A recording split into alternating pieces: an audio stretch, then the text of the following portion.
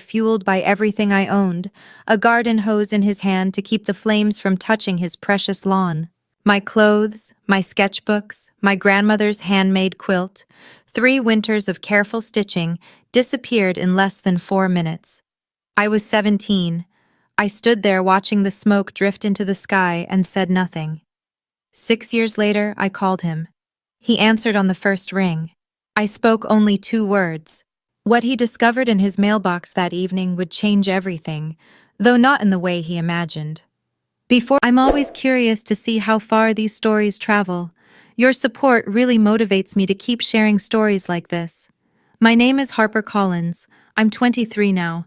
Let me take you back to Columbus, Ohio, to the fall when I was 17, the week my father found out I had applied to college. The house at 2714 Maplewood Drive was a 3-bedroom ranch sitting on a quarter-acre lot in a quiet suburb where American flag stickers decorated half the mailboxes and pickup trucks filled most of the driveways. My father, Anthony Collins, had reshingled the roof himself, poured the backyard patio with his own hands, and mounted a polished brass plaque with our house numbers beside the front door. Every spring he buffed those numbers until they shone like a medal. To him, the house wasn't just a place to live. It was evidence. Evidence he had built something. Evidence he mattered. Evidence he was the one in control.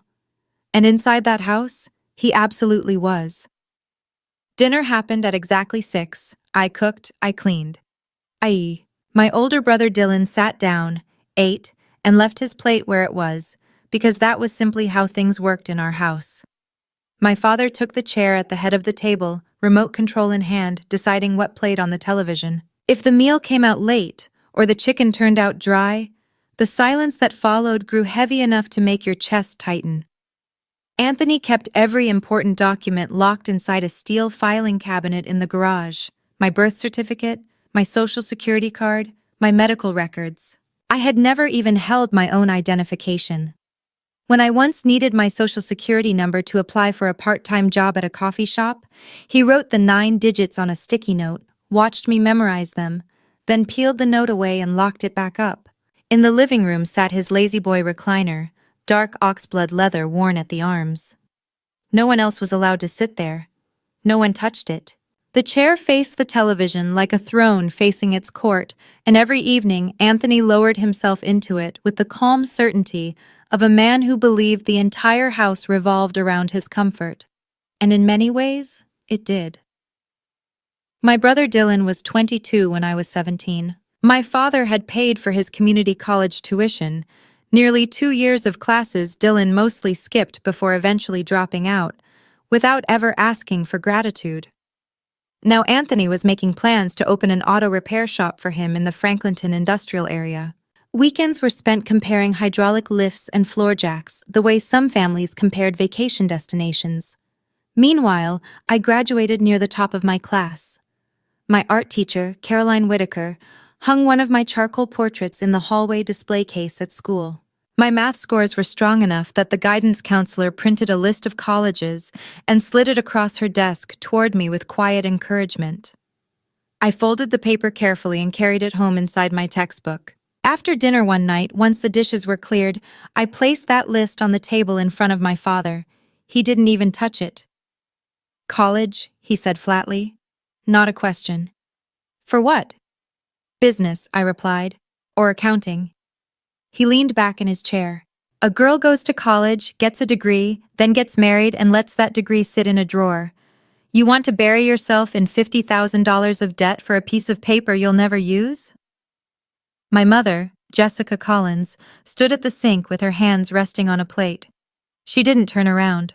"I could apply for financial aid," I said quietly. "You could get a job and contribute to this household," he answered. "That's what you're supposed to do." I already had a job. On weekends I worked at a small coffee shop, earning $8.75 an hour. Every paycheck went straight into a joint account my father had opened in both our names. I never saw statements. I didn't have an ATM card. My work went in, and he decided where the money went afterward. Dylan's future was treated like an investment. Mine was treated like an expense. But every Tuesday and Thursday after school, I stayed at the library. My father believed I was volunteering, shelving books to earn community service credit. I wasn't. When I was 14, Anthony slammed his palm onto the dinner table so hard the water glasses jumped. I don't even remember what started it. Maybe I spoke without being asked. Maybe I breathed too loudly. Maybe my existence reminded him he wasn't the only person in the room. He leaned across the table and shouted inches from my face until his spit hit my cheek. The next morning, I told my school counselor. 4 days later, a woman from Child Protective Services knocked on our door. She wore a lanyard and carried a patient smile. She walked through the house, clean kitchen, full refrigerator, no visible bruises, took notes, and asked questions. My father stayed calm the entire time, polite and composed in the way men become when they know exactly what's at stake. Nothing came from the visit, but Anthony Collins never forgot it. From that moment on, I became the daughter who called the cops on her own father. He made sure every aunt, uncle, and cousin heard the story. Thanksgiving dinners, Easter brunches, 4th of July cookouts. He brought it up again and again, reopening the wound like a man picking at a scab. Harper once brought CPS into our house, he would say with a laugh. 14 years old. Can you imagine that? I put a roof over her head, and she repaid me with a caseworker in my living room. Relatives slowly stopped reaching out. Invitations grew rare. I became the difficult one, the problem child, the example whispered about when people talked about daughters who forgot their place. And whenever I pushed back about anything, curfews, chores, the money my father controlled, he had one sentence that ended the discussion every time. You want to call the cops again? Go ahead. Let's see who believes you now. One evening in the kitchen, when it was just the two of us, my mother leaned close and whispered, "Don't provoke him, Harper." Her hands trembled around a mug of coffee. She wasn't defending him, she was surviving him. Somewhere in the quiet calculations she made every day, keeping me silent felt like the only way to keep both of us safe. On the living room wall hung a framed family portrait from a department store studio. Anthony, Jessica, and Dylan Collins were all smiling beneath bright lights. I wasn't in the picture. When relatives asked why, my father told them I'd been busy that day. The truth was much simpler. He never invited me.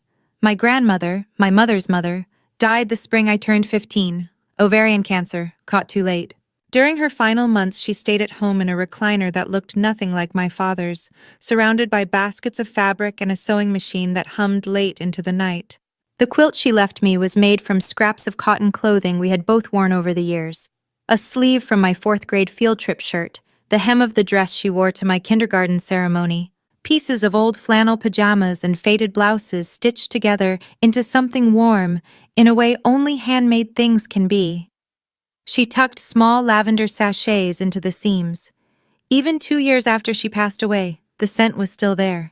Every night I pulled that quilt up to my chin, and for a few quiet seconds, I felt like I belonged to someone who was happy I existed. My grandmother was also the only adult who ever told me directly, "You're good with numbers, Harper. You need to go to college. Promise me you will."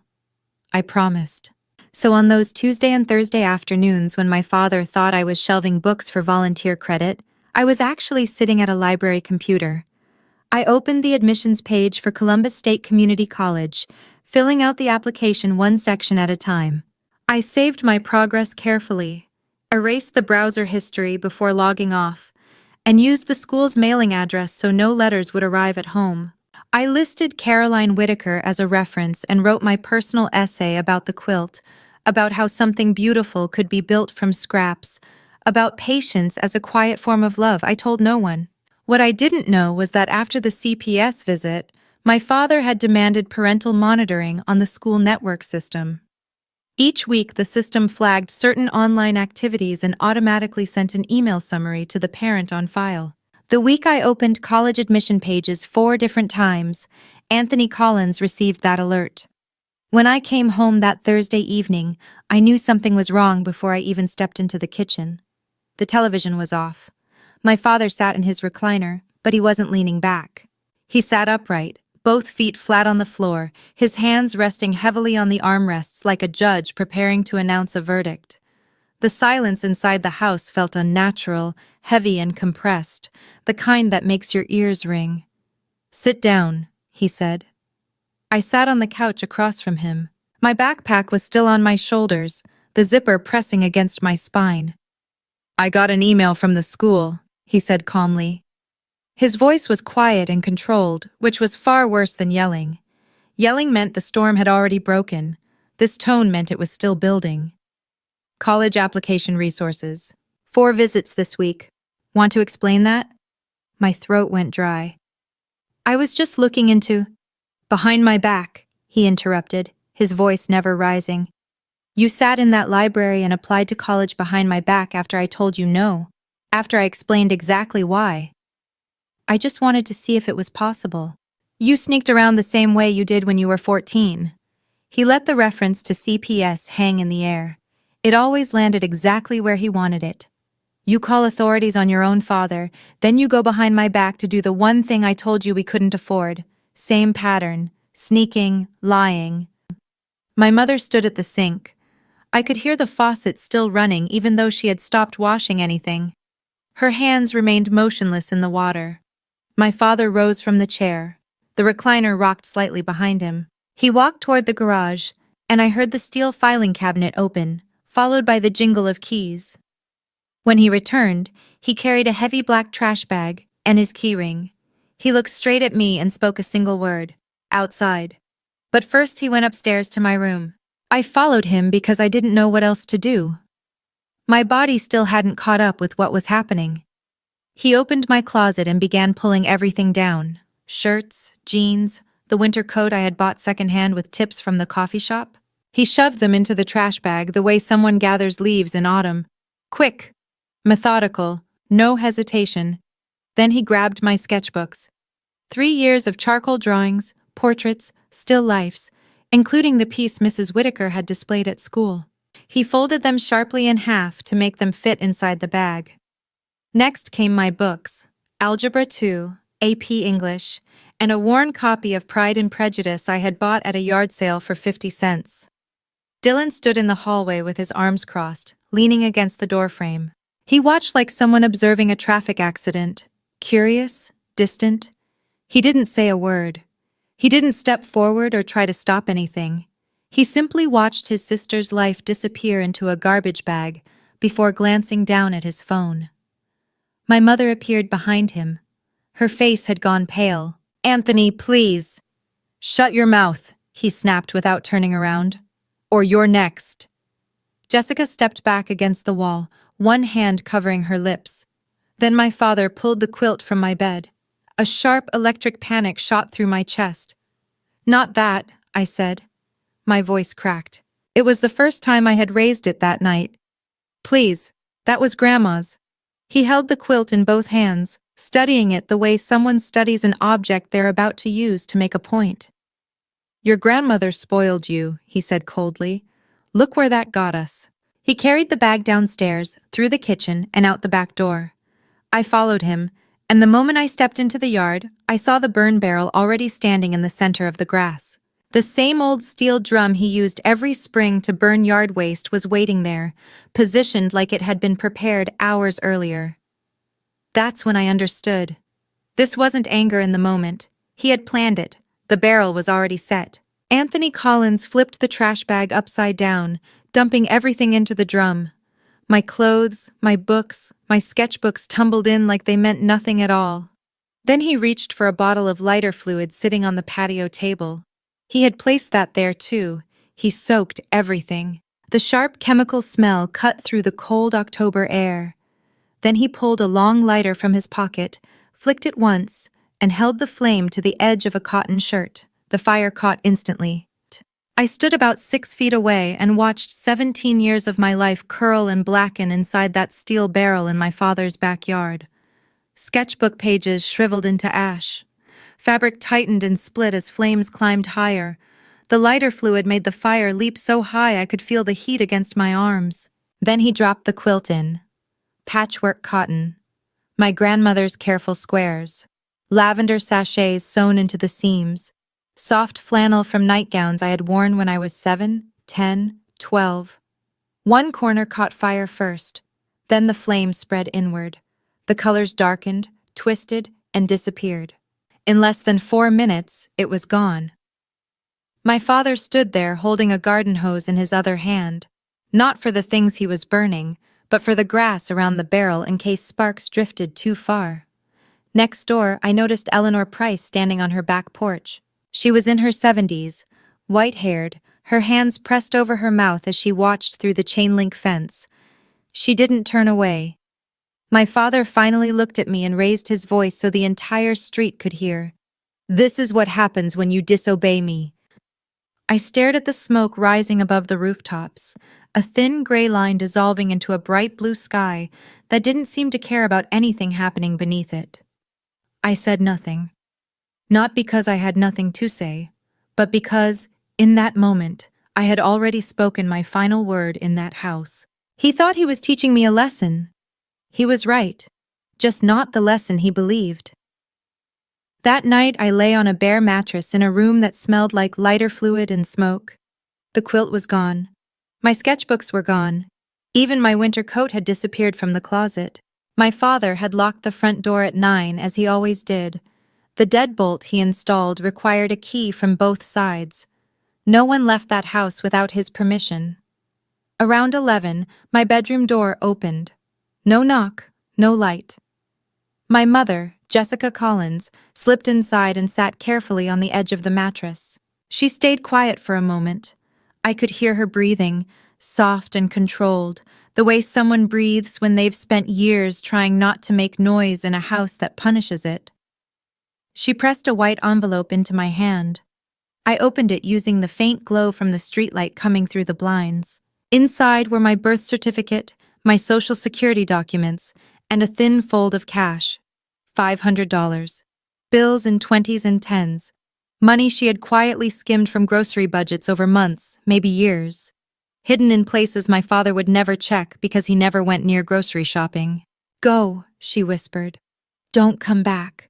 I'm sorry, Harper." She squeezed my hand once. Then she stood and left the room without looking back. If she had turned around, she would have cried. And if she cried, my father would have heard. And if he heard, that envelope would have vanished back into the filing cabinet and this small chance would disappear forever. I waited 15 minutes. Then I opened my bedroom window.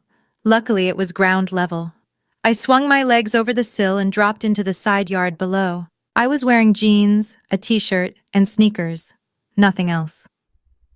I walked straight to Eleanor Price's house. 3 minutes. Her porch light was already on. I knocked twice.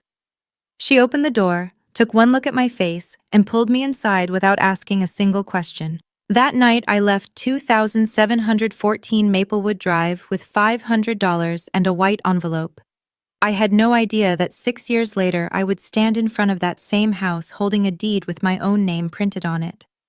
My father realized I was gone the next morning at 6:15 when no one was in the kitchen making breakfast. He didn't search for me. Instead, he started calling relatives, every aunt, uncle, and cousin connected to the Collins family, and he told them a story so polished it sounded rehearsed. "She ran off in the middle of the night," he said. "No note, no explanation. After everything I've done for her. Food, clothes, a roof over her head. Some kids are just born ungrateful. Remember the CPS situation? Same girl, same pattern." The story spread quickly because he had spent years preparing the ground for it. Relatives who had already labeled me difficult upgraded the description to lost cause. No one called me. No one asked my mother what had actually happened. No one drove around looking for a 17-year-old girl who had walked out into an October night without a coat. By the afternoon, my father had already emptied my bedroom. Later, Eleanor told me she watched him carry out my bookshelf, my desk, and a floor lamp through her kitchen window. Within 48 hours, the room held a weight bench, a standing mirror, and rubber flooring. Dylan's new home gym. 17 years of my life erased in a single weekend. My father also called the school and reported that I had moved to live with relatives. The office secretary logged the information without asking questions. My guidance counselor, the one who had handed me the list of colleges, never even had the chance to wonder where I had gone. The next morning, Eleanor sat me at her kitchen table and pushed a plate of scrambled eggs toward me. "Eat first," she said gently. "Then we'll figure out the next step." She opened an old phone book, found the number for a youth shelter, and drove me there herself in her Buick. She didn't cry until she had already pulled away from the curb. That shelter became my new address. A bunk bed, bright fluorescent lights, a strict 10 p.m. curfew. 3 other girls in the room, each carrying their own version of a broken story. The place smelled like industrial cleaning spray and microwave popcorn. The mattresses were covered in vinyl. The showers ran lukewarm water for exactly 7 minutes before an automatic timer shut them off. At the shelter, I shared a small room with 3 other girls. One was Danielle, who slept with her shoes still on, as if she might need to leave at any moment.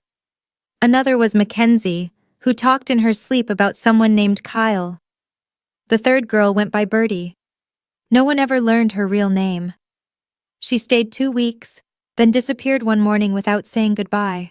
A social worker named Nathan Alvarez helped me do something I had never done before in my life: open a bank account in my own name. I sat across from a teller at a Chase branch and slid my birth certificate and social security card across the counter, the same documents my mother had slipped into my hand in the dark. When the teller asked for the first deposit, I placed $200 from the $500 Jessica had given me into the account and kept the rest in cash for bus fare and food. Nathan also enrolled me in GED preparation classes, since I had left school before finishing my junior year. He helped me apply for Medicaid, which meant I could finally refill the inhaler I had needed since childhood but rarely had. My father believed asthma was mostly in your head. Within a week, I found work. Night shift cashier at a gas station convenience store, 10 p.m. to 6 a.m. I stood behind a bulletproof glass partition scanning energy drinks and lottery tickets while the fluorescent lights hummed overhead. When the shift ended, I walked back to the shelter in the pale gray light just before sunrise.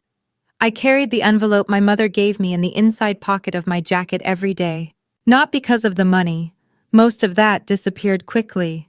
I kept it because it proved she had tried. It proved she loved me the only way she could inside my father's house. The first thing I bought with money I earned myself was a pair of sneakers from a clearance rack at Walmart. $12. White with a thin blue stripe. I laced them up right there in the parking lot and stood on the asphalt. For the first time in months, it felt like I was standing on ground that actually belonged to me. Have you ever had a moment like that? Something small, something cheap, that suddenly made you feel like you were finally allowed to exist? At night, I lay on that narrow bunk in the shelter and asked myself questions that had no clear answers. Why did wanting an education count as disobedience? Why did ambition feel like betrayal in my father's house? If you grew up somewhere where your dreams were treated like disrespect, then you already understand. 6 months later, I passed my GED. My math score landed in the 92nd percentile. My grandmother would have been proud. When I turned 18, I enrolled at Columbus State Community College, the very school I had been secretly applying to when my father discovered everything. The irony sat heavy in my chest. Financial aid covered most of the tuition, and the rest I paid with the money from the gas station job. I moved out of the shelter and into a small apartment with 2 other students. It was technically a 1-bedroom, so we rotated sleeping schedules depending on who had night classes. My major was business administration. I chose it because my grandmother always said I was good with numbers. But there was another reason too. Somewhere along the way, I began to understand something I couldn't yet fully explain. Money was the structure beneath everything my father used to control our lives. If I wanted freedom, I needed to understand that system. Hundreds of miles of highway and a different phone area code separated me from 2714 Maplewood Drive. But small towns have a way of sending their stories after you. One afternoon, a cousin I hadn't spoken to in nearly 2 years sent me a message on Facebook. "Your dad took out a loan on the house. Something about Dylan's shop." I checked the public records, Franklin County Recorder's Office. The documents showed my father had opened a home equity line of credit for $92,000, secured against the house. The money appeared the same month a new business was registered with the state. Collins Family Auto Works. And son, not daughter, not family. One afternoon, my bus route to campus passed through the Franklinton industrial area, and there it was, a bright new sign bolted to the front of a building. Collins Family Auto Works. Blue background, yellow block letters. My father had leased the building with money borrowed against the only real asset he owned, $92,000 for my brother's dream. $500 was all my mother could give me for mine. The year I turned 20, I almost gave up. I was working 2 jobs while taking 15 credit hours of classes.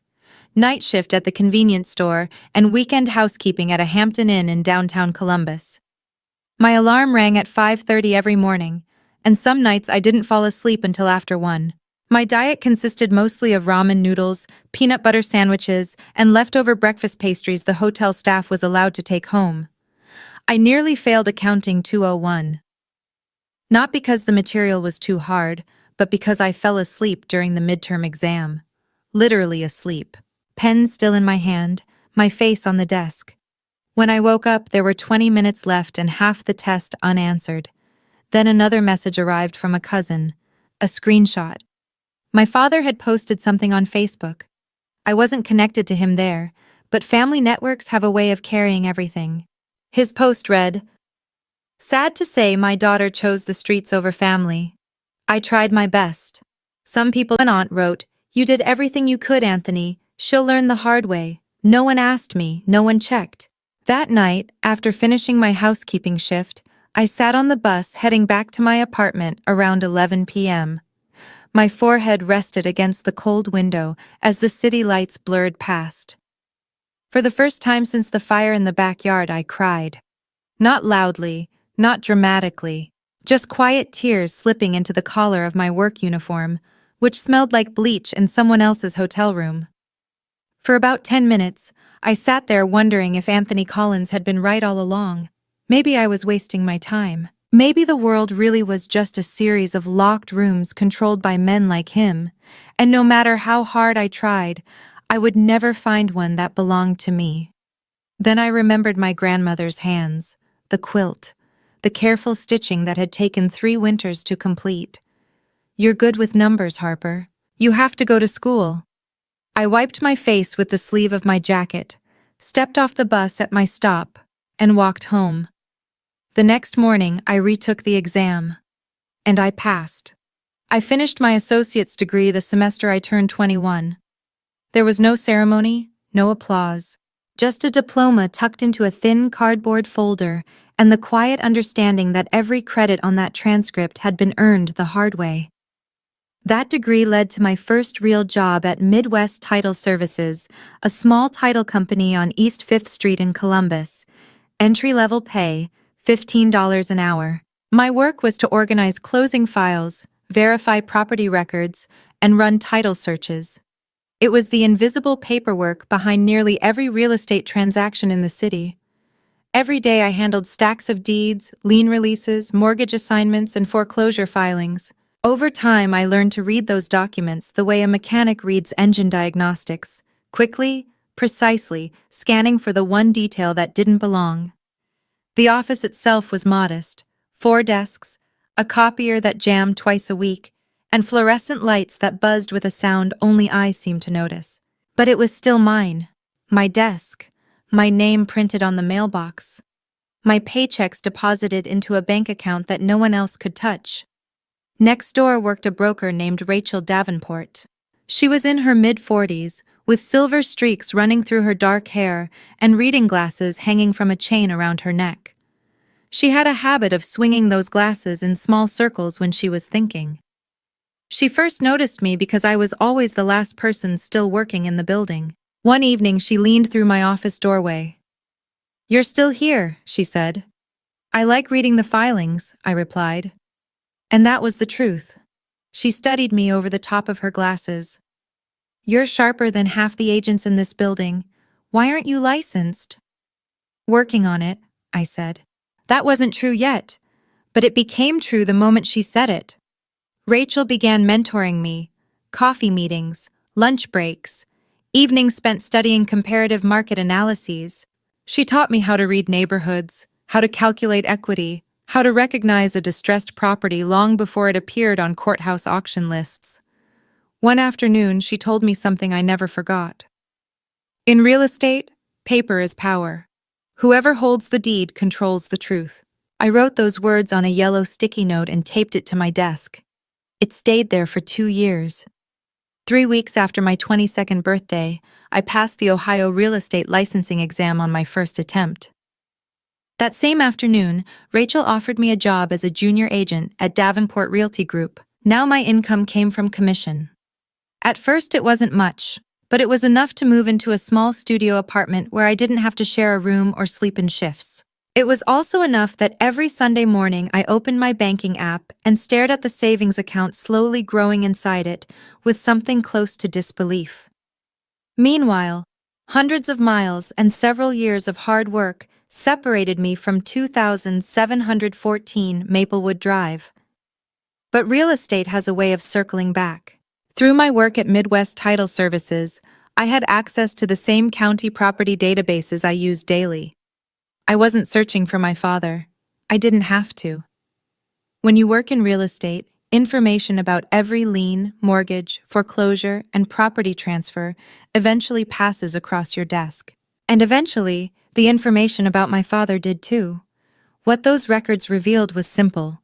Collins Family Auto Works was losing money. My brother Dylan had hired too many employees, spent heavily on renovations no one asked for, and quietly pulled money from the business account for personal expenses, things like a leased Dodge Charger and weekend trips to Put-in-Bay with his girlfriend.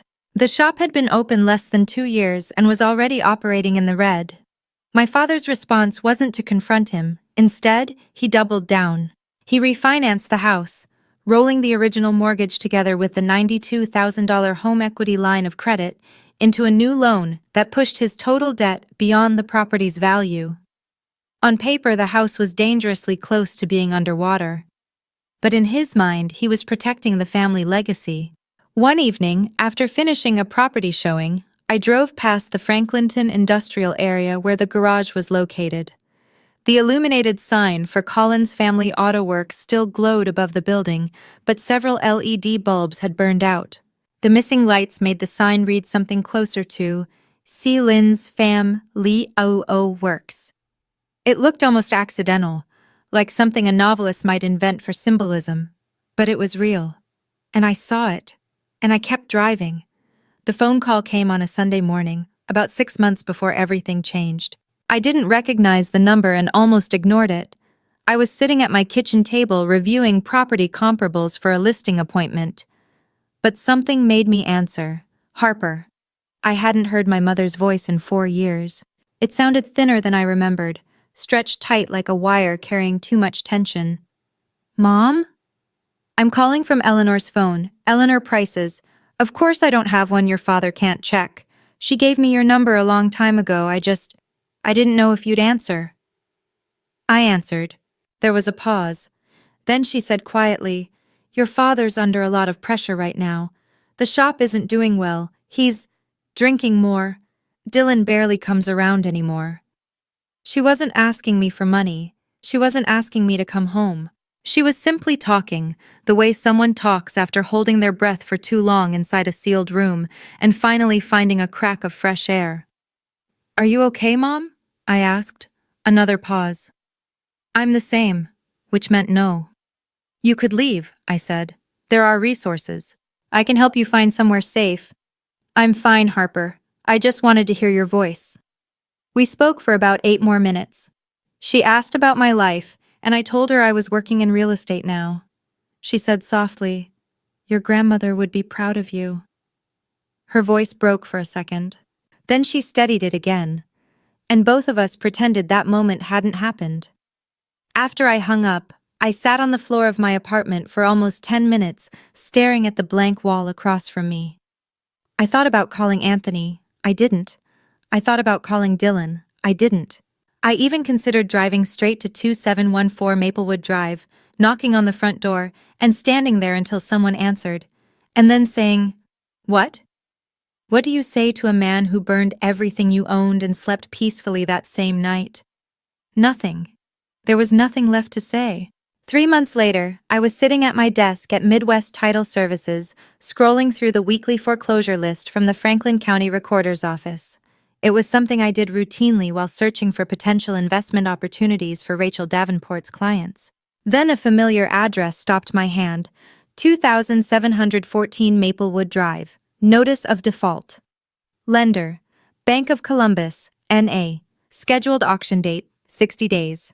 I read the address once, then again, then a third time. Finally, I leaned back in my chair and stared at the ceiling, breathing slowly through my mouth like someone who had been underwater too long.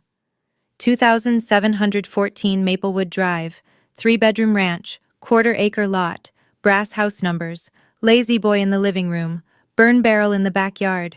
A notice of default meant the mortgage payments had been missed for at least 90 consecutive days. The bank had already filed the required paperwork with the county. The next step would be a notice of sale, followed by a courthouse auction open to anyone who showed up with a cashier's check and a pulse. Anthony Collins, the man who built his entire identity around that house, the man who polished those brass numbers every spring and replaced the roof with his own hands, the man who liked to remind me my house means my rules, had borrowed against it until the bank decided it wasn't his anymore. I pulled the complete property record, the $92,000 home equity line of credit from 3 years earlier, the $70,000 cash-out refinance 2 years after that. Total debt secured against a house worth maybe $215,000 on a good day. According to the records, he hadn't made a mortgage payment in 6 months. The bank had followed every legal step: notice of default, opportunity to cure, final notice of sale. And Anthony Collins had done nothing. No payment, no negotiation, no attempt at a short sale. Either he didn't understand what the paperwork meant, or he was too proud to ask anyone for help. Possibly both. I closed the browser tab, then opened it again, closed it once more. I walked to the break room, poured a cup of coffee, and stood by the window. The memory of the fire returned with uncomfortable clarity: the quilt, the smell of lighter fluid, the garden hose he held carefully to protect the grass. My house. My rules. Then I went back to my desk and opened the auction calendar. I told Rachel Davenport before I told anyone else. We sat together in her office, a corner room overlooking a strip mall parking lot. It should have felt depressing, but Rachel had filled the space with ferns and framed photos from past closings. The room felt more like a greenhouse than an office. "I need your advice," I said. "Not as my broker, as someone I trust." She set her reading glasses on the desk. "Go on." "There's a property heading to auction, 3-bedroom ranch, quarter-acre lot. Needs a new roof and some plumbing updates, but the structure is solid. Comparable homes in that neighborhood are selling around $215,000. The auction estimate will probably fall somewhere between $120 and $140. Rachel tilted her head slightly. "That's a decent spread. So what's the catch?" "It's my father's house." She watched me for a long moment. The vent above us stirred the leaves of the fern beside her desk. Then she asked the exact question I needed. "Is this a business decision or a personal one?" "Both." She nodded slowly. "Then answer me this. If this exact property belonged to a complete stranger, at that price and that zip code, would you buy it?" I had already done the math.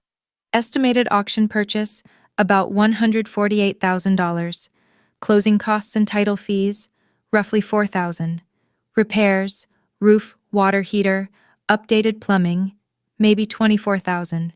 Total investment around $176,000. Market value after repairs, $215,000 or slightly more. Built-in equity from the start. "Yes," I said. "I'd buy it." "Then you already know your answer." She paused. "But Harper, make sure you're buying a house, not buying a fight." "I'm buying a house," I said calmly. "If it happens to be the house where my father burned everything I owned, that part isn't my problem." Rachel studied me over the rim of her glasses. Then she nodded once, the slow, deliberate nod she used when a deal made sense. "I'll help you get the pre-approval," she said. I hadn't gone looking for this opportunity, but I wasn't going to pretend I hadn't seen it either. For the next 3 weeks, I prepared exactly the way Rachel had taught me, the same way I would evaluate any investment property. If this was going to work, it had to be clean. First, I ran the title search myself. The deed showed only one name: Anthony Collins. My mother, Jessica, was not listed on the title. My father had made that decision 24 years earlier when they bought the house, claiming it would make paperwork simpler. What it actually simplified was control. With the house only in his name, Jessica had no legal authority. She couldn't sell it, refinance it, or stop him from borrowing against it. For 2 decades, she had lived there as a guest in her own home. Next, I verified the liens: the original mortgage, the $92,000 HELOC, the $70,000 refinance loan, all secured against the property, all in default. Then I confirmed the auction details. Location at the Franklin County Courthouse, deposit requirement 10% of the opening bid, payable immediately by cashier's check. With Rachel's help, I secured pre-approval for an investment property loan through a local credit union. I combined that with my savings: 4 years of commission checks, late-night gas station shifts, hotel housekeeping wages, every dollar I had earned since climbing out that bedroom window. It was enough. The night before the auction, I couldn't sleep. I sat on the floor of my apartment with a mug of tea and the only photograph I still owned from my old life, a faded Polaroid of my grandmother holding me at a church picnic when I was 5. I was laughing in the picture. She was looking at me like I was the most important thing in the world. I slipped the photo back into my wallet and set my alarm for 6 a.m. The next morning, I would stand on the steps of the Franklin County Courthouse and bid on the house where my father once told me I was nothing. The cashier's check in my bag was for $13,100, 10% of the expected bid. 6 years of work, 6 years of silence, 6 years of becoming someone Anthony Collins had never imagined I could be. The courthouse smelled like floor wax and old paper. The auction took place in a room on the 2nd floor. Linoleum floors, folding chairs, a podium at the front. Around 20 people sat scattered through the room, mostly investors and attorneys waiting for their next property to cross the block. I was the only woman in the room under 30. The auctioneer moved quickly through the list of properties: a duplex on Wayne Avenue, a vacant lot near Riverside, an aging apartment building on Salem tied up in a tax lien dispute. Each one introduced in formal legal language and then settled within a minute through quiet bids and raised paddles. Then the auctioneer called the next property. Lot 7, 2714 Maplewood Drive. Single-family residence. 3 bedrooms, 1.5 bathrooms. Quarter-acre lot. Foreclosure sale. Opening bid set by the lien holder at $119,000. My chest tightened. I kept my paddle pressed flat against my thigh. 2 bidders raised immediately. One was a man in a golf shirt who looked like he bought houses the same way some people buy lottery tickets. The other was a woman holding a clipboard who clearly represented a regional investment firm. 119. 120. The numbers climbed steadily. The man in the golf shirt dropped out at 128. The woman with the clipboard pushed it to 130. I raised my paddle. 131. She looked at me. Then she looked down at the spreadsheet on her clipboard. After a moment, she shook her head and lowered her paddle. The auctioneer scanned the room. No movement. Silence hung in the air like a held breath. Sold. $131,000. Bidder number 7. I walked to the clerk's table and signed the paperwork. The pen they handed me was a cheap blue ballpoint, the kind courthouses buy in bulk for a few cents each. But when I wrote HarperCollins on the purchase agreement, my hand didn't shake. The clerk glanced down at the name. Then she looked at the foreclosure documents. Collins. She looked back at me. I met her eyes. She stamped the paperwork without saying a word. My father had allowed every opportunity to save that house to pass him by. Every cure period, every negotiation window, every chance to sell before the bank took control. He was too proud to ask for help, too stubborn to admit the garage had failed. too certain that 2714 Maplewood Drive would always belong to him simply because he believed it should. But beliefs don't cancel default notices. And foreclosure doesn't care about pride. The deed was officially recorded 17 days later at the Franklin County Recorder's Office. I picked up the certified copy on a Tuesday afternoon and sat in my car in the courthouse parking lot, holding the document in both hands. Deed of conveyance. Grantee, Harper Collins, my name, my house. That Saturday, I drove to Maplewood Drive for the first time in 6 years. The neighborhood looked almost exactly the same: neatly trimmed lawns, mailboxes with American flag decals, pickup trucks in driveways, but everything felt smaller somehow. Childhood places always shrink when you return as an adult carrying different memories. I parked across the street from 2714. The brass house numbers had dulled with age. My father hadn't polished them in a while. The patio he once poured himself had developed a long crack running across the concrete. The lawn, however, was perfectly trimmed. Of course it was. My father would let the roof collapse before he allowed the grass to grow past 2 inches. And there he was, standing in the yard pushing a mower in straight lines, wearing the same flannel shirt he had worn the day he burned my belongings. He didn't notice me. I stepped out of the car and stood on the sidewalk facing the house. His house, my house. A woman walking her dog passed by, and I asked if she would take a photo for me. She smiled and agreed. In the photograph, I'm standing calmly in front of the house, the brass numbers 2714 visible just over my shoulder. I'm not smiling. I'm not angry. I'm simply there. Later, I printed the photo at a CVS. On the back, I wrote in neat block letters: New owner, deed recorded, Franklin County Recorder's Office, H. Collins. I slid the photograph into a white envelope. No name on the outside, just like the envelope my mother once gave me. I drove back to Maplewood Drive one more time. I opened the mailbox at the curb, placed the envelope inside, raised the red flag, and drove away.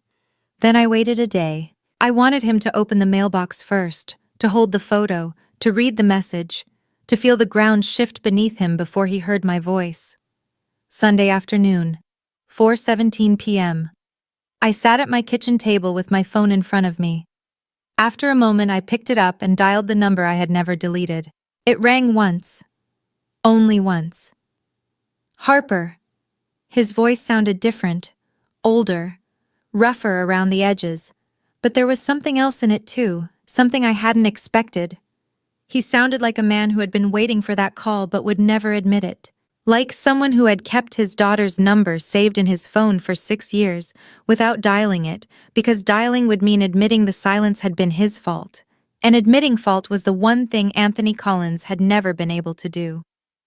Check your mailbox, I said. Then I hung up. I set the phone back on the table and stared at it for a long time. My heart was pounding, but not from anger or triumph. It felt more like completing a circuit that had been open for 6 years. He had answered on the first ring. He could have let it go to voicemail. He could have waited longer, 3 rings, 4, 5, long enough to pretend he wasn't eager, long enough to reconstruct the version of himself who didn't need anyone, but he hadn't. He had answered the phone the way someone reaches for something they're afraid might vanish. I didn't know what he would do next. Maybe he would explode in anger. Maybe he would cry. Maybe he would drive straight to my office. Or maybe he would sit on the porch in silence. But one thing I knew with absolute certainty: for the first time in his life, Anthony Collins was about to open a piece of mail and learn that his daughter owned the roof over his head. I wasn't there when he opened it. What happened next I learned later from Eleanor Price, who had been sitting on her porch with a glass of iced tea and a perfect view of the mailbox across the street. Eleanor was 74 years old, and she had fully earned the right to observe her neighborhood without apologizing for it. She told me my father walked down to the curb about 20 minutes after my call. He still had his flip phone in his hand. He opened the mailbox, pulled out the white envelope, and turned it over slowly. No name, no return address. He tore it open right there in the driveway. He looked at the photograph. Eleanor said he froze. The kind of stillness that happens when the body understands something before the mind does. He stared at the front of the photo for a long moment. Then he flipped it over and read the message on the back. Eleanor said his arm dropped to his side. The envelope slipped from his hand and drifted onto the pavement. Then he walked to the front porch steps and sat down. The same steps where he used to sit with a beer in the evenings, surveying what he always called his property. And he stayed there for 40 minutes. He didn't call Jessica, he didn't shout. He didn't even go inside. He just sat there holding the photograph in one hand and his phone in the other, staring across the lawn he had carefully mowed that morning. The lawn that now belonged to his 23-year-old daughter. Eleanor later told me he tried to call me 3 times. I didn't answer. He sat there like a man who had just learned his own house no longer recognized him. Later that evening, Eleanor called me. "Are you okay, sweetheart?" she asked in that steady voice of hers. I actually thought about the question. Really thought about it. "Yeah," I said finally. "I think I am."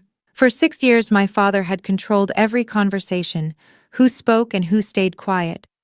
Now the silence belonged to him, and I was the one choosing not to break it. 2 days later, Anthony Collins walked into the office of Davenport Realty Group at 10:15 on a Tuesday morning. I was sitting at my desk finishing my second cup of coffee and reviewing a listing agreement for a property on Huffman Avenue. Rachel's office door was open. 2 other agents, Travis Monroe and Olivia Grant, were working at their desks. A young couple waited in the lobby, flipping through a binder of available homes. The front door opened. My father stepped inside like a man entering a courtroom. Flannel shirt, work jeans with a grease stain on one knee. A baseball cap that still read Collins Family Auto Works, even though the business had closed 3 months earlier.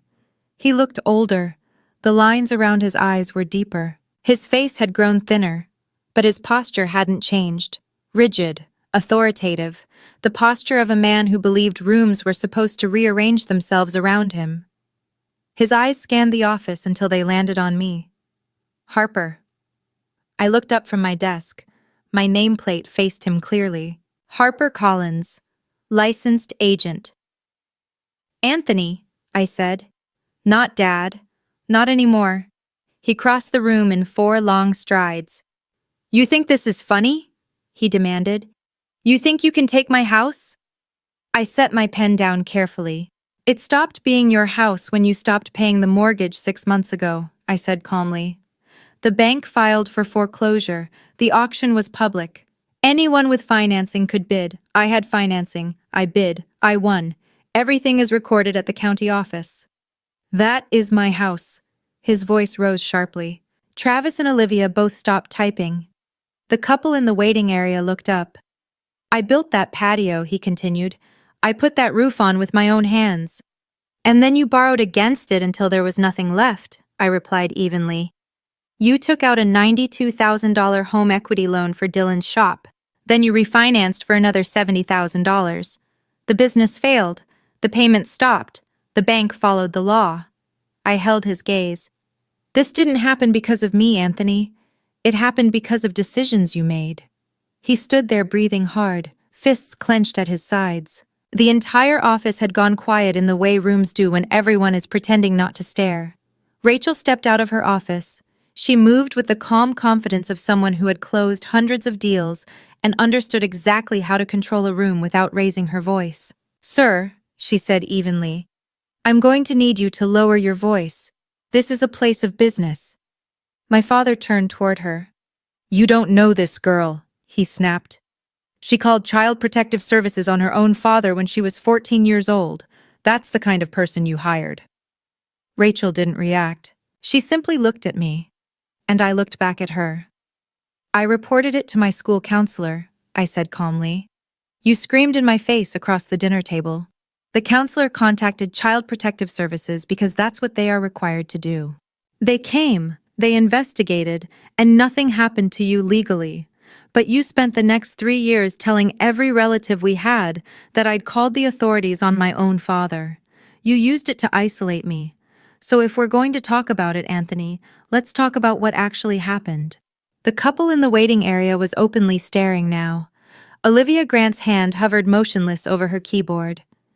Travis Monroe had quietly taken out his phone, not recording anything, just holding it like a reflex. My father's face turned red. He opened his mouth, closed it, then tried again. "I raised you," he said finally.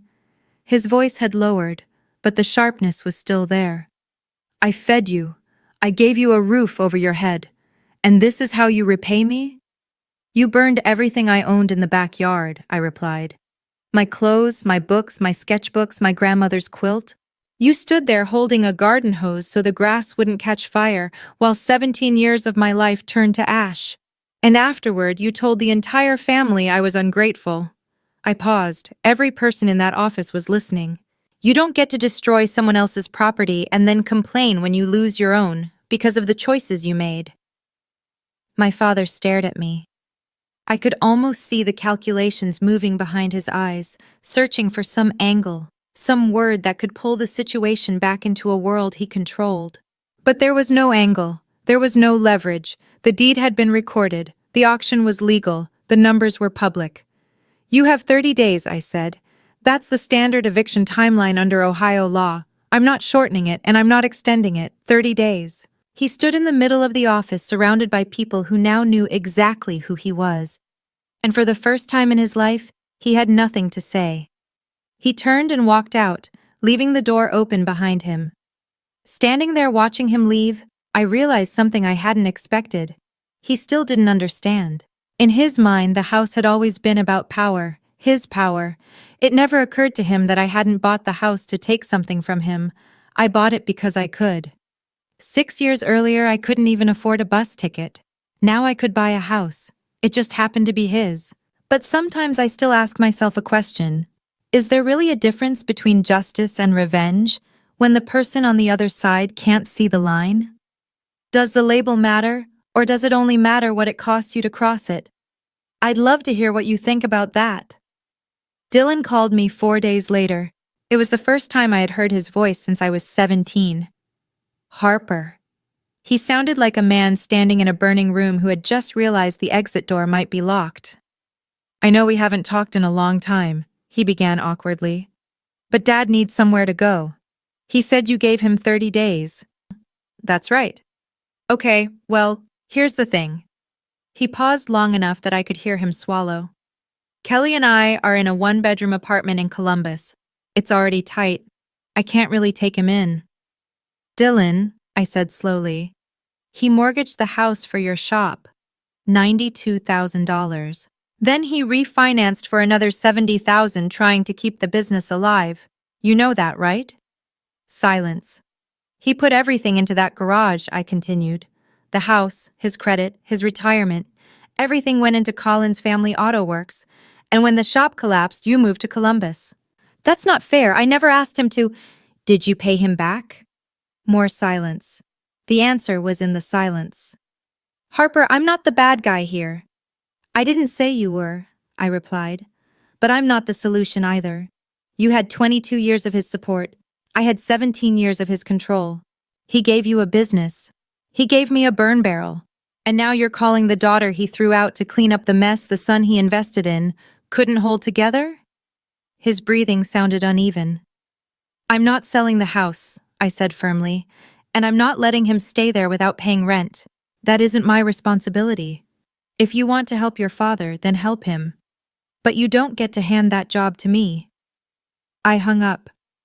Then I sat there thinking about the old sign, Colin's Family Auto Works, and how the entire family's money and belief had once been poured into those words. And when the sign went dark, the son simply kept driving. My father bet everything on his son. His son left him on read. Anthony Collins moved out on day 27. No call, no message, no forwarding address. Later, Eleanor Price told me she watched him loading a borrowed pickup truck with cardboard boxes, a duffel bag, and the lazy boy recliner from the living room. He drove away toward a cousin's place on the other side of Columbus. The throne went with him. The kingdom didn't. I waited a week before returning to 2714 Maplewood Drive. I brought a locksmith, a contractor, and a heavy mix of emotions I hadn't fully sorted out yet. The house felt dimmer than I remembered. My father had left it in rough condition. The carpet was stained. The kitchen faucet dripped steadily. The living room smelled faintly of beer and old newspapers, but the structure itself was solid. The walls were straight. The foundation held firm, even if the man living above it had not. I walked through the house with the contractor making notes. New roof, replace the water heater, update the plumbing in the bathroom, fresh paint. It was a project, not a miracle. Exactly the kind of house Rachel had taught me to see differently, the kind where value hides beneath neglect. Then I reached the back bedroom, my old room, the one my father had turned into Dylan's home gym. The weight bench was gone, the standing mirror was gone, but inside the closet, on a high shelf my father probably assumed was empty, something remained. A crushed Nike shoebox. I lifted the lid. Inside were 3 torn pages from a sketchbook, their edges blackened and curled. One was a charcoal drawing of my grandmother's hands that I had sketched from memory when I was 16. Beneath it were 2 more drawings, partially burned. At the bottom of the box was a small square of fabric, patchwork cotton. The edges were singed. The faint smell of lavender still clung to it, a single square from the quilt. My father had gone back to the ashes. After the fire died down, after I had gone upstairs, after the neighborhood lights went out, he must have reached into the burn barrel and pulled these pieces out. He had kept them in a shoebox on a closet shelf for 6 years. He never told me. He never used them as an apology. He simply kept them the way he had kept my phone number all those years, quietly, privately, pointlessly. I sat on the floor of my old bedroom holding that small square of fabric and felt something I didn't have a name for. It wasn't forgiveness. It wasn't anger either. It was something in between, like discovering a handprint pressed into wet cement by someone who once broke your window. It didn't erase the damage, but it changed the way you remembered the moment.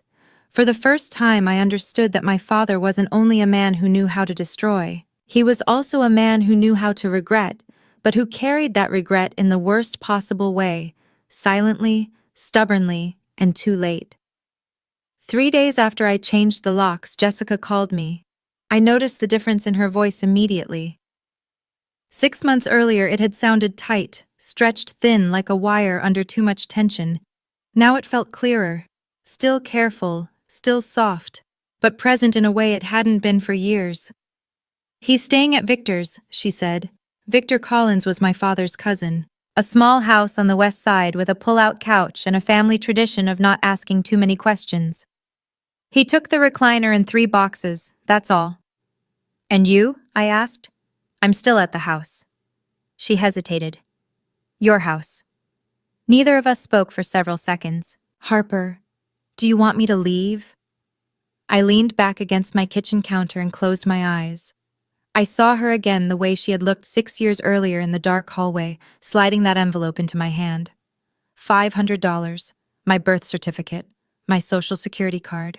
The entire quiet savings of a woman who had spent 24 years under a roof she didn't legally own, married to a man who believed silence meant agreement and obedience meant love. "Do you want to stay?" I asked. She began to cry. Not the quiet, one hand over the mouth crying she had learned in my father's house. Real crying, the kind that takes up space. "Yes," she said. "Please." "Then stay," I told her. $200 a month. Enough to cover utilities and keep things fair. "I'm not giving you charity, Mom. I'm giving you a lease." "200?" she repeated softly. "The roof is getting replaced next month," I said. "The plumber's coming Thursday. And Mom," I paused. "His name isn't on anything anymore. Not the deed, not the mailbox, not the rules." She cried again, but this time it sounded different. It was the sound a person makes when something heavy lifts off their shoulders and their body doesn't quite know what to do with the sudden lightness. "I should have done more back then," she whispered. "I know that." "You gave me the envelope," I said. That was enough to begin. That night, for the first time in 24 years, Jessica Collins slept in a house where the front door wasn't controlled by someone else. The person who owned the deadbolt now was her daughter, and her daughter believed doors should open from the inside. Over the next 4 weekends, I worked on 2,714 Maplewood Drive with a toolbox, a contractor named Eddie, and a stubborn determination I apparently inherited from the one person I never wanted to resemble.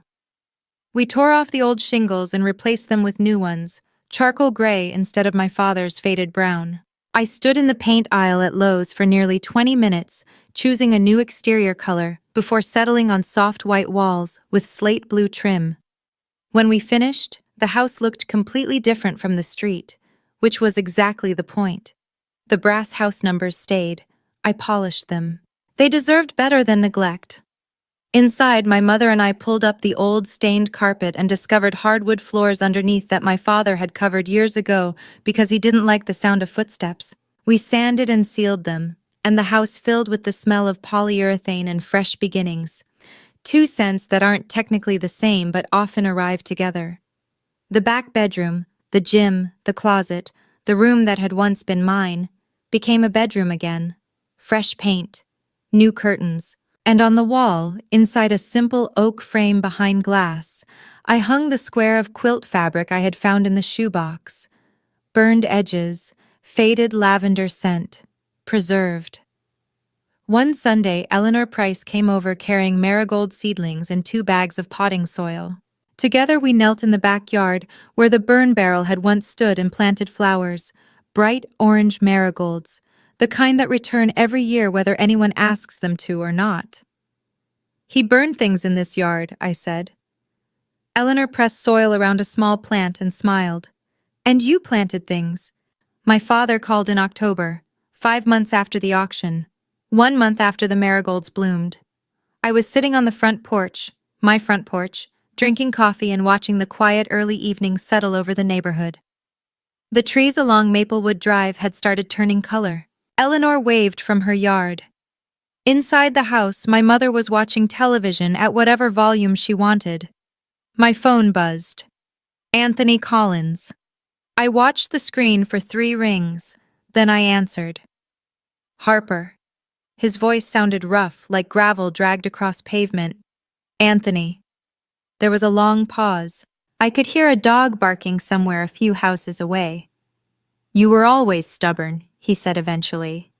"I was always determined," I replied. "You called it stubborn because it didn't benefit you." Another long silence. I could hear him breathing heavily, the slow breath of a 56-year-old man whose pride had cost him almost everything. "How's your mother?" he asked. It was the first time he had ever asked about her that way. Not my wife, not her, your mother. "She's doing well," I said. "She's at Maplewood, she's safe." He didn't answer, and I'm not sure he knew how. "Anthony," I said, "I'm not going to pretend what happened was acceptable. The fire, the isolation, the way you erased me from the family, none of that disappears just because time has passed." I paused. "But I'm not going to punish you forever either. I won't make things easy. But I'm not going to seal the door." "So what is this supposed to be?" he asked. "This is a conversation," I said. "That's all it is right now." He stayed silent for a long time. Then he said quietly, "Okay." And the line went dead. I set my phone down on the porch railing and picked up my coffee. The sky above Maplewood Drive had turned amber as evening settled over the neighborhood. Inside the house, Jessica laughed at something on the television, a sound I realized I had almost never heard from her before. The windows glowed warmly behind me, and that warmth had nothing to do with the thermostat. My father lost this house the same way he lost me, by believing we could never leave. I'm sitting on this porch again as I tell you this story. This time it's early morning, before the neighborhood wakes. My coffee is in a chipped mug I bought at a thrift store, decorated with a faded floral pattern that reminds me of the fabric pieces in my grandmother's quilt. The lawn belongs to me now, the roof belongs to me, and the brass numbers that read 2714 catch the first light of sunrise. I keep them polished. Some things deserve care even if the person who installed them never learned how to give it. I didn't buy this house out of revenge. I bought it because it was a sound investment. Because I had the knowledge, the savings, and the license to make that decision. And because 6 years earlier I had been a 17-year-old girl standing in this same yard with nothing, watching everything I owned turn into smoke. That night I made a promise to myself. Silently, with no witnesses, I promised that one day I would build something from those ashes.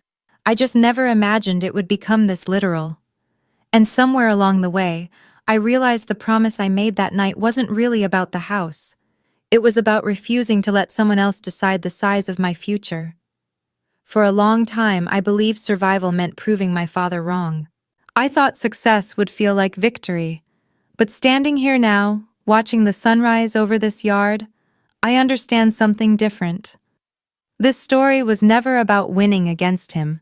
It was about learning how to stand on my own ground. So if you're in the first year after everything collapsed, when it feels like the world burned down around you, hear this. That moment does not define the rest of your life. If you're working 2 jobs, studying at night, and wondering if any of it matters, it does. If someone told you that your dreams are unrealistic, selfish, or disrespectful, that says more about their limits than yours. And if you feel like you're standing alone, remember this. Rebuilding never happens all at once. It happens in small decisions repeated every single day. Anyone can destroy something. That takes minutes. But building something better takes patience, discipline, and courage. And sometimes the most powerful thing you can do is quietly keep going until one morning you wake up and realize the life you built is stronger than the one someone tried to take away from you. If this story meant something to you, take a moment to let me know you were here. Tap the like button so more people who need this message can find it. And if you've ever had to rebuild your life after someone tried to tear it down, tell me where you're listening from and what time it is there. I read every single comment, and your words often remind someone else that they're not alone. If you know someone who is going through their own starting over moment, please share this video with them. Sometimes the right story at the right time can give someone the strength to keep going one more day. And if you want to hear more stories about people who lost everything and still found, don't miss the next one. Thank you for staying with me until the end.